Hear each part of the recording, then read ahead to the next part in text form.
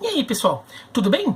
Bom, o Liverpool campeão inglês, um título que não é nenhuma surpresa, o time já tinha disparado na frente e merecia ser campeão, ia ser campeão.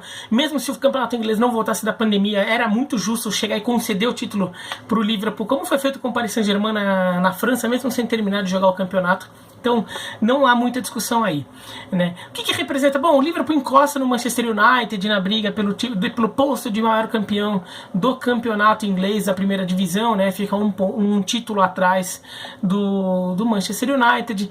O Liverpool acaba com uma fila de 30 anos, uma fila até esquisita, pro tamanho do clube, por tanto que o clube chegou a investir em alguns momentos, e pelo fato de que ganhou 2 Champions Leagues nesse período e teve 2 vices de Champions League nesse período, né? Então, um time que ficou entre os melhores da Europa e conquistou um Mundial de Clubes, né? Ele não conseguia ganhar o título no seu país. Então, e nesse período o Blackburn ganhou, Leicester ganhou, Leeds United ganhou, né? Então, era de se esperar que o Liverpool acabasse ganhando mais hora menos hora. Temporada passada já foi muito perto, né? O Liverpool fez uma campanha de campeão, mas o Manchester City conseguiu fazer uma campanha 1 ponto melhor ainda. E dessa vez aí bateu campeão, com possibilidade até de bater recorde de pontos, né? Então o título do Liverpool representa tudo isso, né? E um time que trabalha muito conjunto, não tem uma super estrela, tanto é que é até difícil dizer quem é a estrela desse time, né? Dá pra dizer que o Henderson foi o melhor jogador do Liverpool no campeonato? É possível, mas só de ser o Henderson já mostra como o time trabalha mais no coletivo, um time mais de consistência do que um time de brilhos de alguns super craques, né? Em determinados momentos o Salah aparecia a grande estrela, em outros momentos o Mané era do trio de ataque o jogador que vinha jogando melhor, em outros era o Firmino que vinha desequilibrando, o Alisson jogando muito atrás, tudo isso. Agora, uma questão que muitas vezes passa batido aí na avaliação do Liverpool é de que a gente está falando do clube europeu, do clube provavelmente do mundo, que usa com mais naturalidade estatísticas para analisar o jogo.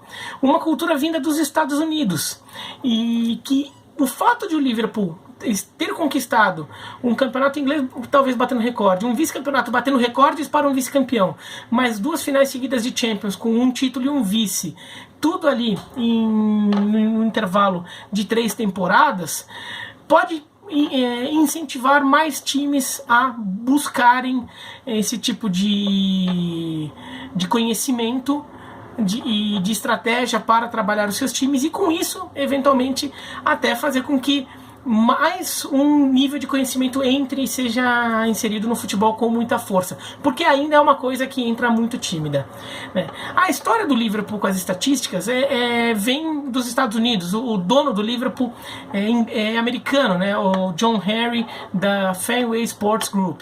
O Fenway Sports Group, empresa, não tem esse nome à toa. O Fenway vem do Fenway Park, o estádio do Boston Red Sox, já que essa empresa é a dona do Boston Red Sox também, né?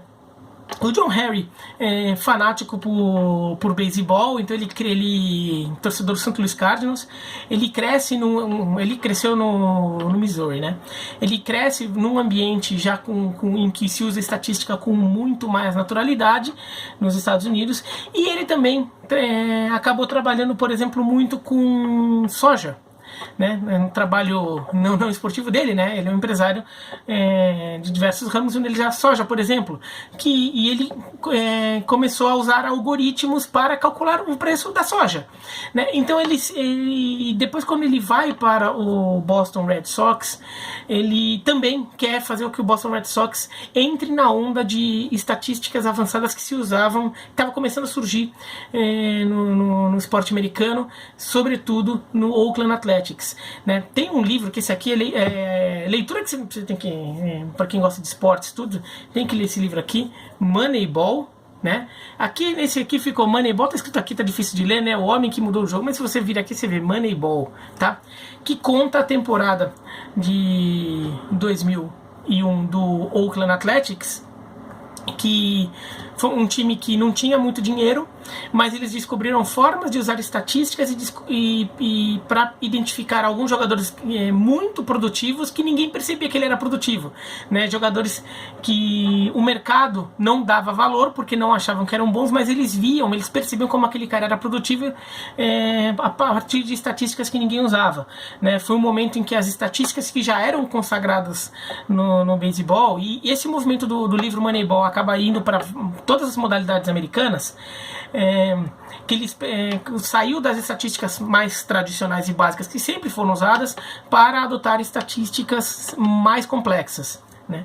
Então ele quer fazer isso no Boston Red Sox.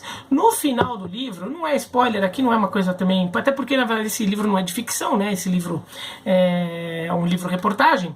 No final do livro, até o diretor do Oakland Athletics, que é retratado nesse livro, ele é convidado para trabalhar no Boston Red Sox, né? Ele acaba não aceitando, mas ele é convidado para trabalhar no Boston Red Sox. Por quê? Porque o Boston Red Sox do John Harry já estava querendo fazer isso, né? Acabou fazendo por outros caminhos e foi campeão, saiu de uma fila. E se você acha que 30 anos de fila do Liverpool, muito tempo de fila, o Boston Red Sox estava há 86 anos na fila e com o John Harry e com as estatísticas, sai da fila e é o maior campeão do beisebol neste século, né? Porque ganhou em 2004, mas depois ganhou em 2007, 2013 e 2018. Então é o maior campeão da Major League Baseball no século. Então o John Harry já trabalhava com isso. Quando chega ao Liverpool, ele quer adotar isso. E ele manda investirem mais no departamento de estatísticas avançadas. Contratam o Ian Graham, que fazia esse trabalho no Tottenham. O Tottenham estava tentando fazer esse trabalho lá. O Ian Graham, que é galês, torcedor do Liverpool, mas estava trabalhando para o Tottenham, ele vai para o Liverpool para chefiar o departamento. Ele contrata vários profissionais que nem tinham formação ligadas a futebol necessariamente. Tinha engenheiro, matemático, montam ali. Claro, gente que conhece o esporte, né? Não é também um aleatório qualquer, né? Gente que conhece o esporte, mas que tinha formação em uso de dados. E montam e vão desenvolvendo formas de se explorar. Não dá resultado imediato. Primeiro porque estatística ajuda, é uma ferramenta a mais, não vai resolver todos os seus problemas. Segundo porque no beisebol isso já existia. Então você começa, na verdade, você tinha um conhecimento de décadas que já era estabelecido e você começa a desenvolver a partir de uma base já feita, já conhecida. No futebol, a base é quase zero, porque a estatística do futebol era número de passes, percentual de posse de bola, chutes a gol, gols feitos e assistências, no máximo. E isso muitas vezes não traduz o desempenho de um jogador, porque às vezes não está contabilizando várias outras coisas ou várias pequenas participações do jogador em uma partida. Então o pessoal do Liverpool começa a querer desenvolver isso. Isso ainda na época do Brendan Rodgers de técnico, né? O Liverpool ainda vai por alguns caminhos errados. No começo do trabalho, por exemplo, eles estavam achando que o principal indicador de força de um time era o percentual de passes certos, né? Então eles estavam tentando trabalhar um pouco nessa área. Então buscar eventualmente jogadores que se encaixassem no esquema que levassem o time a ter um percentual de acerto de passes muito alto, ainda que o percentual de acerto de passes alto seja um índice importante do jogo, ele não é o índice mais indicativo da qualidade do jogo, né? E o Liverpool foi percebendo também isso aos poucos, porque vai percebendo que as coisas não dão um pouco certo, dão um pouco errado. O próprio futebol nesse período mudou, né? Então aquele futebol essa estatística que o Liverpool tinha no começo, esse caminho que eles estavam buscando, por exemplo, talvez fosse um retrato não do esporte futebol, mas do futebol que se atuou naquele momento específico, que era o começo da década, desta década de 2010, né? Porque daí tinha o Barcelona do Guardiola, time de posse de bola, tudo. Então vários times começaram a ter um pouco esse jogo. Daí você tem índice de acerto de passes de 90%, 93%, que é bastante alto, né? Agora, se você tem um time muito vertical, você não precisa ter um acerto de passes tão alto assim, com de repente 80% de acerto de passes, você consegue fazer um jogo, um time muito competitivo. Por quê? Porque você sai rápido, dá poucos passes até finalizar a jogada. Então, se alguma jogada você acaba errando um passe e não finaliza, Ok, você deu 3 passes e errou. Você acertou 75%.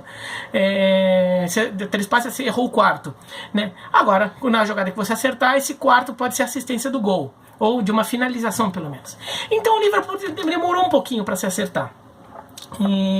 E uma coisa que mostra a importância que o Liverpool estava dando para isso é que um dos motivos de o Liverpool ter escolhido o Jürgen Klopp para a sucessão, para o atual projeto, foram as estatísticas. O departamento de estatística do Liverpool foi um dos departamentos que indicou a contratação do Klopp, porque eles avaliaram os números e a dinâmica dos jogos do Borussia Dortmund, perceberam que era um time que na verdade era muito melhor do que a campanha dele naquela última edição do campeonato alemão do Klopp indicava.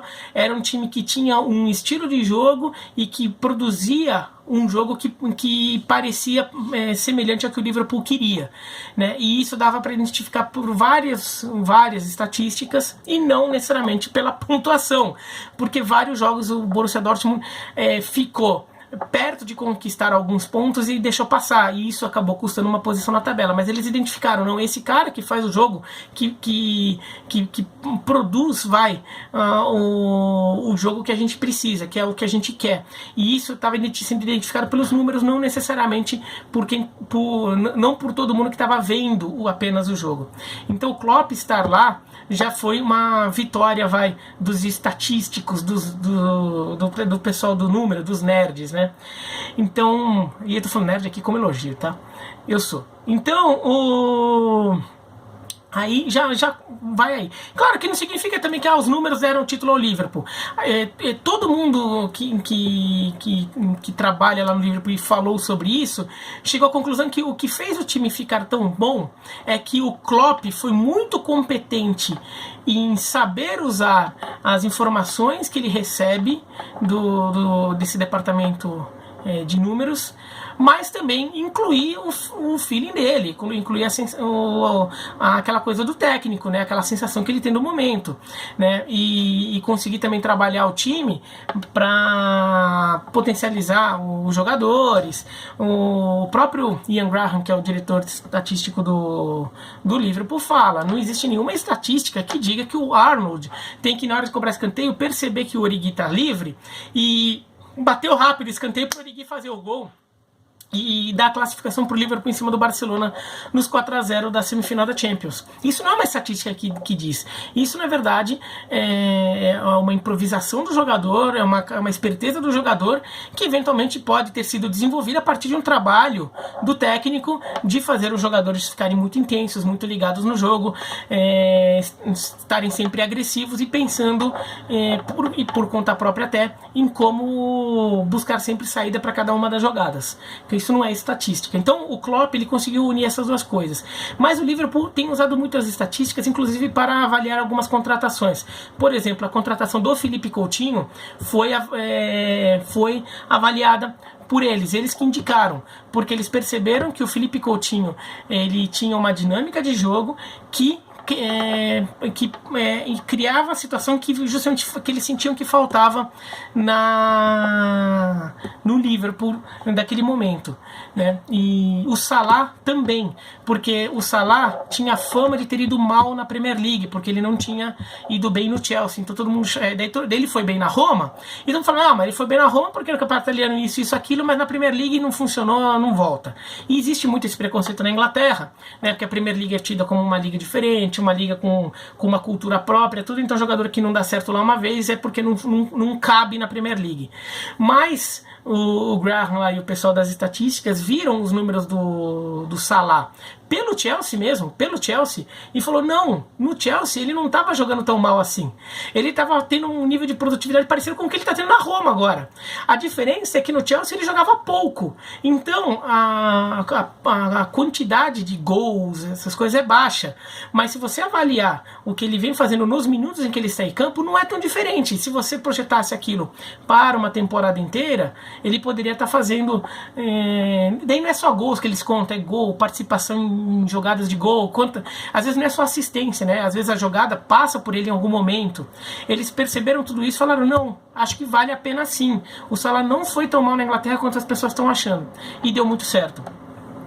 Qual que é o caminho que o Liverpool tem tomado, né? Você tem uma reportagem do New York Times sobre isso, e muito do que desse vídeo aqui tem base em uma dessas matérias do New York Times, tem também matéria da ESPN americana lá atrás também, tudo que tô falando um pouco, misturando um pouco as coisas, um pouco aqui do livro Moneyball, né? Mais uma vez, o livro Moneyball. Isso aqui é em português, tá, viu, gente? Isso aqui é português, tá? É em português, tem versão em português esse livro de beisebol, mas é em português, tá? Mas então, eu vou deixar o link na descrição dessa matéria do New York Times. É uma matéria em inglês, e se você fica lendo muito o New York Times, talvez você não consiga ver, a não ser que você seja assinante, porque você tem direito a só um número de matérias por mês para ler, tá? Mas assim, tá ali o link para qualquer coisa. Nessa matéria do New York Times, mostra como o Liverpool agora adota uma outra linha de pensamento para tentar identificar os jogadores que se encaixam melhor e qual jogador tem realmente se desempenhado bem ou mal.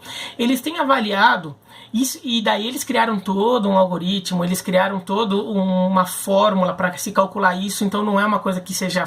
Não é que nem que seja fácil explicar, é uma coisa que é secreta, né? É uma coisa que eles desenvolveram, é deles esse número, essa fórmula, esse algoritmo aí, não adianta ficar, achar que eu vou explicar aqui, porque nem essa informação não é pública, tá? É uma informação interna do Liverpool, é o segredo industrial deles, né? Mas o caminho que eles têm seguido é perceber como cada ação do jogo aumenta ou diminui a chance do time conseguir chegar ao gol, né? Então, por exemplo, eles perceberam que um jogador que, por exemplo, começa a jogada, tá ali a jogada lá no meio de campo, tá? Saiu do Alisson, passou ali pro Van Dijk, que passou ali, tá no Henderson. Daí, tá ali, a jogada ainda tá longe do gol, ele não vai ser uma assistência, porque ele não vai chegar e dar um balão ali para alguém fazer o gol, não vai ser nada, é só uma jogada que está sendo construída. Mas se o passe que ele dá, a escolha que ele faz da jogada, de eventualmente dar um passe pro Arnold, dar o passe pro Firmino, ou avançar sozinho mais um tempo, ou voltar a bola pro Van Dijk, se aquela ação o quanto ela contribuiu positiva ou negativamente para que o time chegasse a uma finalização no final dessa jogada, né? Então é uma fórmula bem complicada de calcular, né?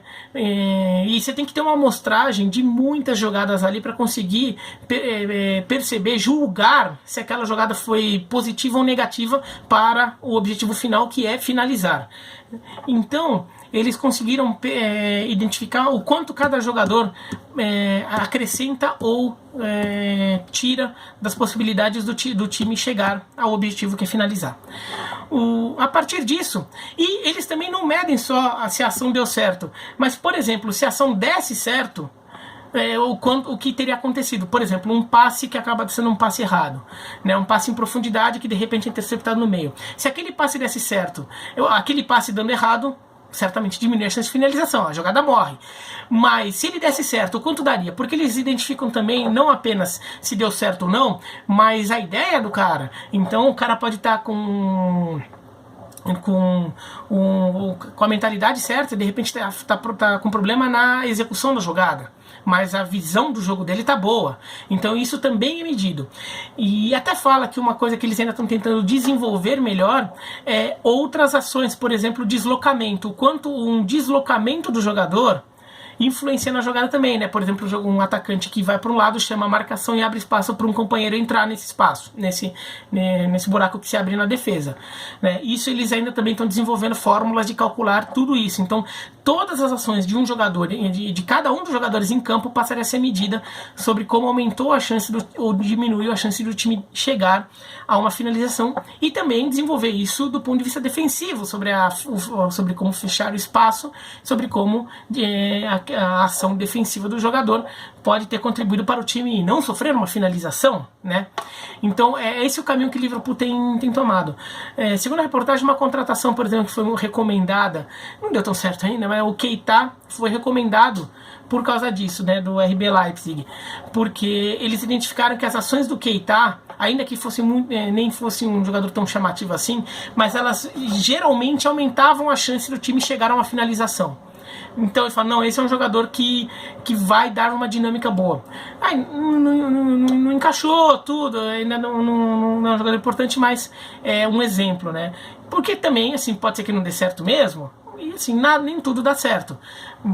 São indicativos. Há outros também, porque o departamento de estatística não escolhe a contratação, ele indica, ele sugere, mas aí o departamento de observação, a própria comissão técnica também acabam opinando, acabam avaliando o jogador. Mas é isso. O Liverpool incorporou isso no seu dia a dia de forma bastante contundente, e algumas decisões deram muito certo por causa disso.